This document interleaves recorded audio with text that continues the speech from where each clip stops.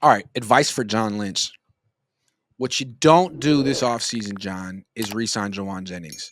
No more wide receivers. You got to get out of the wide receiver market. You don't really use wide receivers that much. You don't throw the ball down the field like that. You just need guys to run that 15-yard square in. A lot of people can do that. You don't spend $30 million a year for that. So you let Jawan Jennings go. You let Brandon Ayuk go. And you sign a tight end. You want as many tight ends as possible because they're incredible mismatches. They're half the price of wide receivers. And Brock Purdy seems to use them well. I will go sign Kyle Pitts. I thought they should draft Kyle Pitts over Trey Lance. Obviously, they should have taken Jamar Chase or Penei Sewell instead, but I still like Kyle Pitts. He had a huge game last night on Thursday Night Football, finally playing with Kirk Cousins, who's a competent quarterback. He hasn't played with many competent quarterbacks. He had a 1,000-yard season as a rookie when he was playing with Matt Ryan.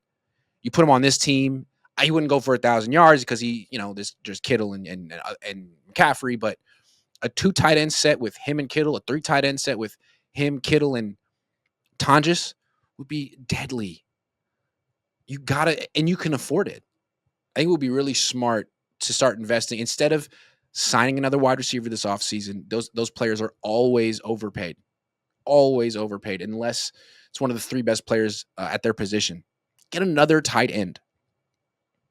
You can't have enough.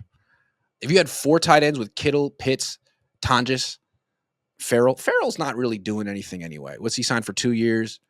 He's not much of a threat. He's not the blocker you thought he'd be either. But I think it'd be cool. You got to keep giving Brock Purdy weapons. He's not going to look elite if